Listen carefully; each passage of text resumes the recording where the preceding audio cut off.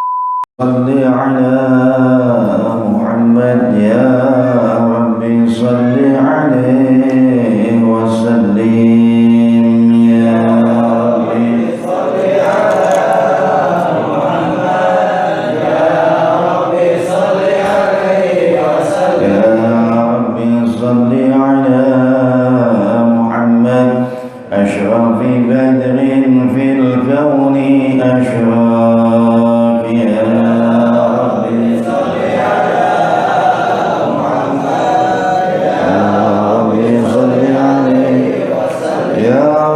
صل على محمد أكرم داع يدعو إلى العافية يا ربي صل على محمد يا ربي صل عليه وسلم يا ربي صل على محمد المصطفى الصادق المصدق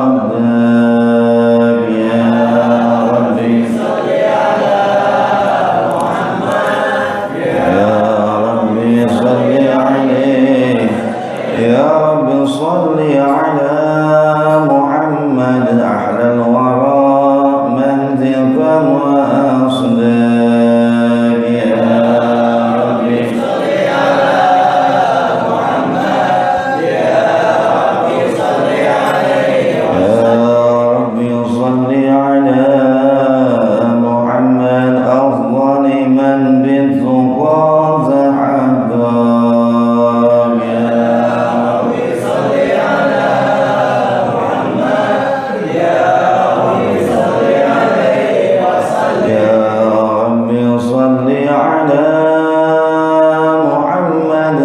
بالسخاء والوفاء تخلى يا ربي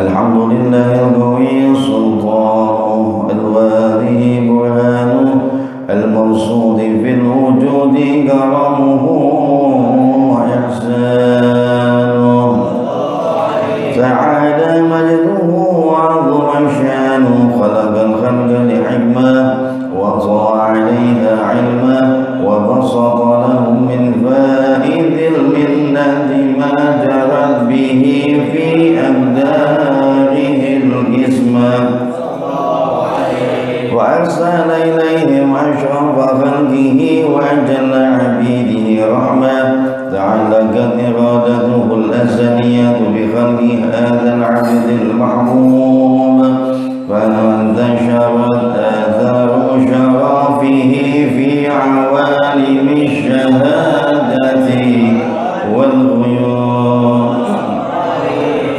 فما جل هذا المن الذي تكرم به المنان وما أعظم هذا القد الذي برز من حضرة الإحسان سورة كاملة ظهرت في هيكل محمود فتعطرت بوجودها أكناف الوجود وترست برد العوالم بانتراس التكريم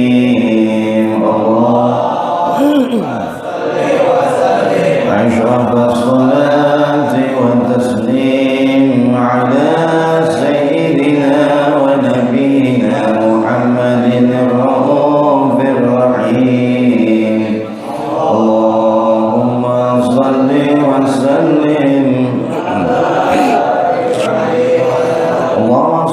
وسلم وبارك عليه وعلى آله تجلى الحق في عالم كرسيه الواسع تجليا قضى بانتشار فضله في القريب والشاسع وله الحمد الذي لا تنحصر أفراده بتعداد ولا يمل تكراره بكثرة درداد حيث أبرز من عالم الإمكان صورة هذا الإنسان ليتشرف بوجوده الثقلان وتنتشر أسراره في الأكوان فما من سر اتصل به قلب منيب إلا من سوابغ فضل الله على هذا الحبيب يا لقلب سروره قد توالى بحبيب عم الأنام نوالا جل من شرف الوجود بنور غمر الكون بهجة وجمالا قد ترقى في الحسن أعلى مقام وتناهى بمجده وتعالى لا حصته العيون فيما اجتلته بشرا كاملا يصيح الضلالا وهو من فوق علم ما قد رأته رفعة في شؤونه وكمالا فسبحان الذي أبرز من حضرة الامتنان ما يعجز عن وصفه اللسان ويحال في تعقل معانيه الجلال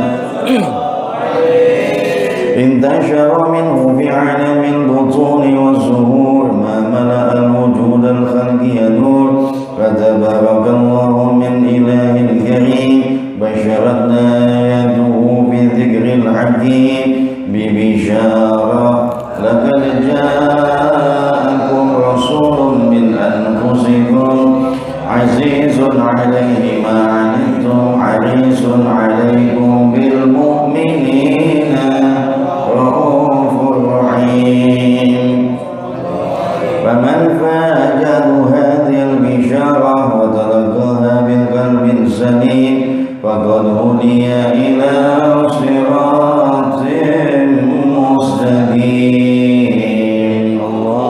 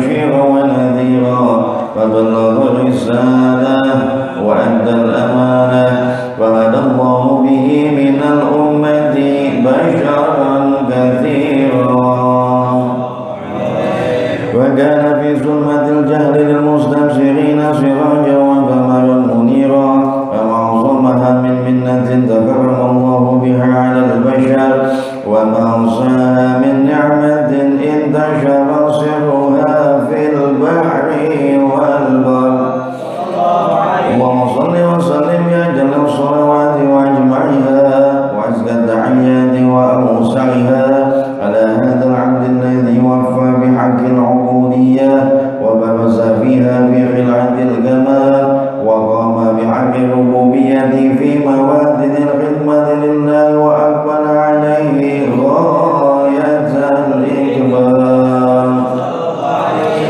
صلاة يتصل بها روح المصلي عليه به وينبسط بقلبه نور سر تعلقه به وحبه ويكتب بها بعناية الله بعزبه وعلى آله وصحبه الذين ارتقوا عند المجد بقربه وتبيأوا ظلال الشرف الأصلي بوده وحبه ما عطر الأكوان بنشر ذكراه النسيم. اللهم صل وسلم على سيدنا محمد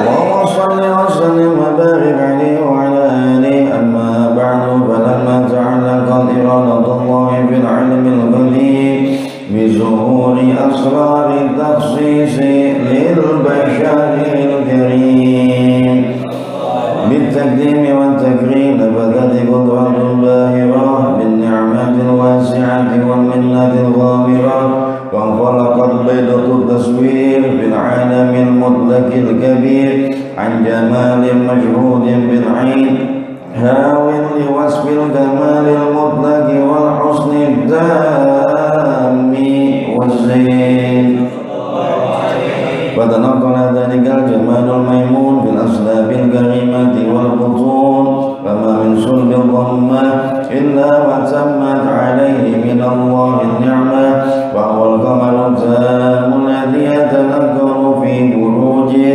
ليتشرف به موطن استقراره وموضع خروجه. وقد قضت الأقدار الأزلية بما قضت وأظهر من سر هذا النور ما أظهر وخصصت به من خصص وكان مستقره بالأصناب الفاخرة والأنعام الشريفة الطاهرة حتى برز بعالم الشهادة بشرا لا كالبشر ونور الحي كان صوره وبهر فتعلقت همة راغب لهذه الحروف بأن يرقم في هذا القرطاس ما هو لديه من عجائب ذلك النور معروف. وإن كانت الأرصد لا تفي بعشر من شر أوصاف ذلك الموصوف تسويقا للسامعين من خواص المؤمنين وترويعا للمتعلقين بهذا النور المبين. وإلا فأنا ضرب الأقلام عن شؤون خير الأنام ولكن عزني إلى تدوين ما حفظه من شر أصحاب المخلوقين وما أكرمه الله به بمولده من الفضل الذي عم العالمين.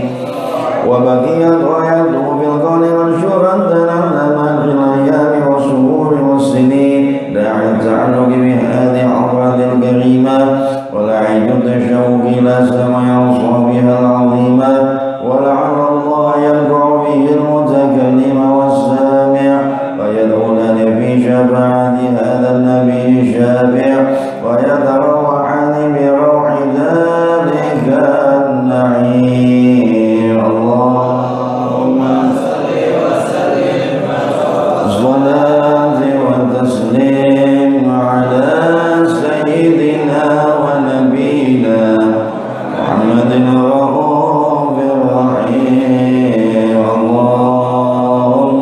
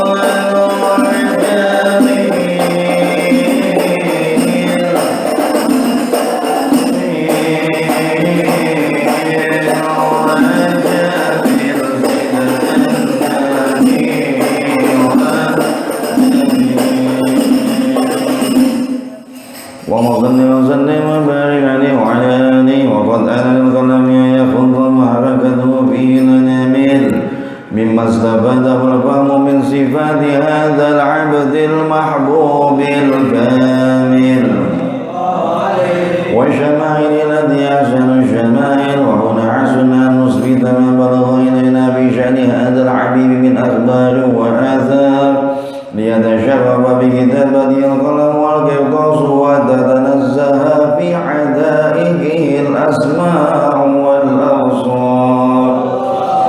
وقد بلغنا في الأحاديث المشهورة أن أول شيء خلقه الله والنور المودع في هذه السورة. ونور هذا الحبيب أول مخلوق برز في العالم ومنه تفرع الوجود خلقا بعد خلق فيما حدث وما تقدم. وقد أخرج عبد الرزاق بسند عن جابر بن عبد الله الأنصاري رضي الله عنهما قال قلت يا رسول الله بأبي وأمي أخبرني عن أول شيء خلق الله قبل الأشياء. قال يا جابر إن الله خلق قبل الأشياء نور نبيك محمد صلى الله عليه وسلم من نوره. وقد ورد في حديث أبي هريرة رضي الله عنه أنه قال رسول الله صلى الله عليه وسلم كنت أول النبي في الخلق وآخرهم في البعث. وقد عاد الرواية بأنه أول الخلق وجودا وأشرفه مولودا. ولما كانت السعادة الأبدية لها ملاحظة خفية اختصت من شاءت من البرية بكمال الخصوصية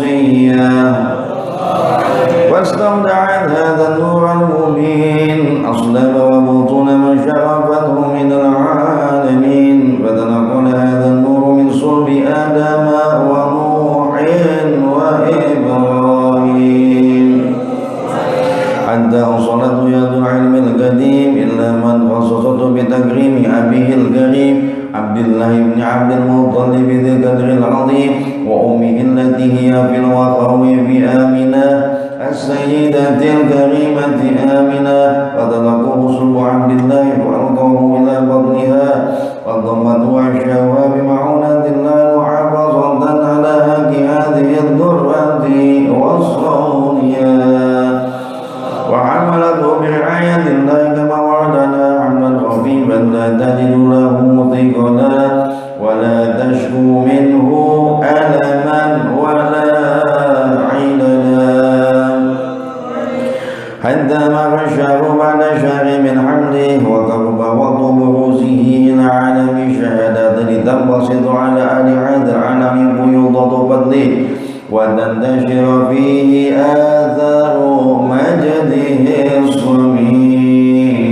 اللهم صل وسلم أصحاب الصلاة والتسليم على سيدنا محمد الرؤوف الرحيم. اللهم صل وسلم وبارك عليه وعلى آله. اللهم صل وسلم وبارك عليه وعلى آله ومن ذلك بهذه الدرجة المكنونة والجوهر المصونة والكون كله يصبح ويمسي في سرور وابتهاج بقرب سرور شاق هذا الصراط والعيون متشوقة إلى بروزه متشوقة إلى ثقات جواهر كنوزه. وكل ذهبة قريش نطق بفصيح العبارة معلنة بكمال البشارة. وما من عامل عمل في ذلك العام إلا أتى بعملها بغلام من بركات وسعادة هذا الإمام. ولم تزل الأرض والسماوات متضمخة بهدي الفرح بملاقاة أشرف البريات وبروزه من عالم الخفاء إلى عالم الظهور بعد تنقله في البطون والظهور. وأظهر الله في الوجود بهجة التكريم وبسط في العالم الكبير مائدة التشريف والتعظيم ببروز هذا البشر الكريم. اللهم صل وسلم على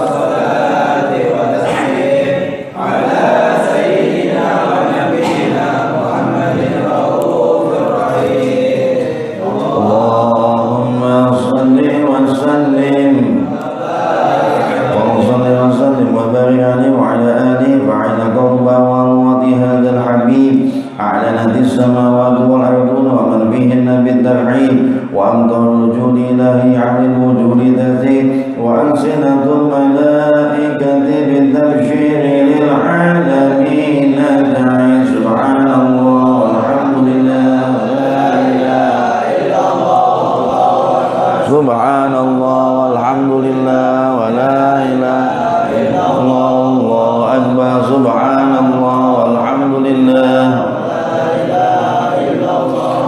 والقدرة كشفت جناية المصور ليبرز نوره كاملا بعالم الظهور نورا فاق كل نور وأنفذ الحق حب على من أتم الله عليه النعمة من خواص الأمة أن يضر عند وجهه أمة تأنيسا لجنابها المصعود ومشاركة لها في هذا السمات الممدود فحضرت بتوفيق الله سيدة مريم والسيدة آسيا ومعهما من العلم قسم الله له من الشرف بالقسمة الوافية فأتوا الذي كتب الله على وجود هذا المولود فانطلق سبع الكمال من النور عن عمود وبرز حامد المحمود مطعنا لله بالتعظيم والسجود صلى الله صلى الله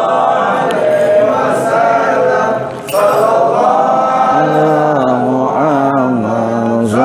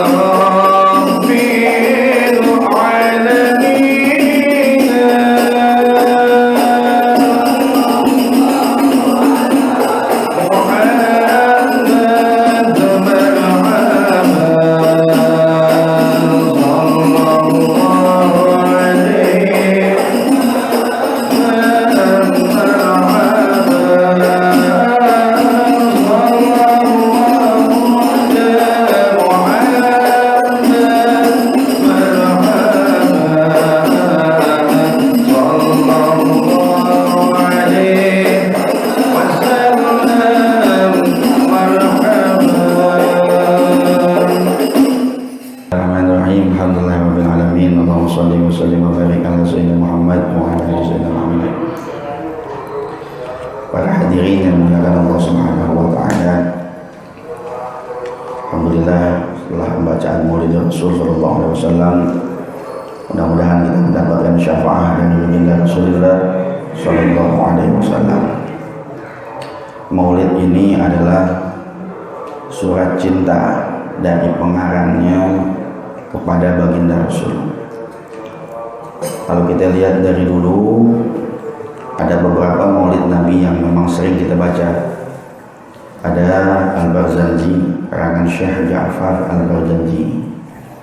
Ada maulid namanya Maulid Liba. Ada maulid Ahzab yang tipis kecil. Ya, ada maulid namanya Syaraful Anak. Ada maulid juga namanya Burdah Imam Al-Busiri, yang beliau dikasih burdah, dikasih sorban sama Nabi dalam impiannya. Terus ada maulid ini namanya Simdudurul, artinya untayan mutiara, karangan Habib Ali bin Muhammad Al-Habsyi Sewun dari Hadramaut. Ada lagi karangan Habib Umar bin Muhammad bin Salim bin Hafiz, namanya Diyaul Lamia, artinya cahaya yang terang benderang. Ada lagi kitab namanya Syarabut Tahur, karangan Habib Umar bin Hafiz. Jadi banyak. Itu namanya surat cinta. Orang kalau cinta, dia kirim surat cintanya, pujiannya kepada baginda Nabi Muhammad SAW. Nah, terus di dalam kitab Maulid yang namanya orang mengungkapkan itu, dikatakan oleh Habib Umar, walaqad asrartu li'anti awsafu tuhyil quluba tuhayyil asyada. Manakala orang mensifati Nabi di dalam kitabnya itu, biar kata udah sempurna, kata Habib Umar, itu cuma sekelumit, belum ada ujung kukunya kesempurnaan Nabi. Kita nggak bisa nyebutin secara keseluruhan, ya, bahwa Rasulullah itu bentuknya gimana, nggak bisa kita. Sulit. Jadi yang diungkapin sama Sohibul Maulid dari zaman dulu sampai sekarang itu belum semuanya tuh diungkap, belum. Contoh yang paling gampang, Nabi punya wajah, wajahnya bersinar. Manusia yang paling bisa banget buat ngelihat, maksudnya buat nyeritain fisik Nabi yang paling detail adalah yang paling sering pastinya sama Nabi. Yang paling sering sama Nabi ada namanya Abu Hurairah. Sampai beliau nggak nikah saking mepet sama Nabi. Nggak, apa namanya, orang tuh kalau udah duduk sama Nabi betah, nggak kayak duduk sama kita. Ya, Sayyidina Abu Bakar Siddiq kalau makan cepet. Karena kalau dia ingat Nabi, dia kudu tinggalin makannya balik lagi jadinya. Jadi orang tuh duduk sama Nabi faedahnya banyak, duduknya aja. Maka Abu Hurairah itu yang paling gampang kalau mau ngelihat wajah Nabi. Tapi anehnya orang kalau ngelihat wajah Nabi dari jauh kelihatan, dari dekat nggak sanggup ngelihatnya. Makanya sampai saat ini belum ada yang mencerminkan wajah Nabi secara detail. Kenapa? Karena orang karismatiknya segen ngelihat mukanya. Orang kalau ngelihat muka segen kan karismatik berarti. Kalau nggak kayak anak sekarang diomelin sama bapak emaknya ngeliatin mukanya. Iya kan? Kalau dia harusnya tunduk dia. Di sahabat kalau sama Nabi nggak berani ngelihat muka. Makanya kalau dibilang di kisah, katanya Nabi Muhammad lebih ganteng dari Nabi Yusuf. Ya kan? Tapi Nabi Muhammad gantengnya nggak bikin hawa nafsu orang kepancing. Ya kan? Kalau Nabi Yusuf masih kepancing, perempuan mau berbuat. Nabi Muhammad biar katanya ganteng, tapi nafsu semua orang zaman itu ditutup semua. Nggak ada sampai orang yang ngelihat Nabi sampai memunculkan nafsunya, nggak ada. Itulah makanya nggak diriwayatkan bentuk tubuhnya. Ini yang ada pada diri baginda Rasulullah SAW. Terus di sini kan dikatakan ada beberapa wanita yang nyaksiin kelahiran Nabi. Salah satunya ada yang namanya Ummul Aiman. Ya, Ummul Aiman ini dari kecil, dari Nabi belum lahir, dia itu udah nyaksiin Nabi. Dan orang yang paling terpanjang masanya ngikutin Nabi Ummul Aiman. Ummul Aiman nikah sama Zaid bin Harisah, punya anak namanya Usamah bin Zaid. Usamah bin Zaid saking dicintainnya sama Nabi, dia punya pangkat namanya Ahbabur Rasul, kecintaan Nabi. Itu Usamah bin Zaid, hadirnya beliau karena sebab salah satu orang tuanya pernah nyaksiin kelahiran Nabi. Ini ada 4 wanita yang nyaksiin kelahiran Nabi. Salah satunya adalah Ummul Aiman. Salah satunya lagi ada yang namanya Suwaibah al-Islamiyah. Suwaibah al-Islamiyah gara-gara dia ngikut kelahiran Nabi, habis itu bebas deh dari budak.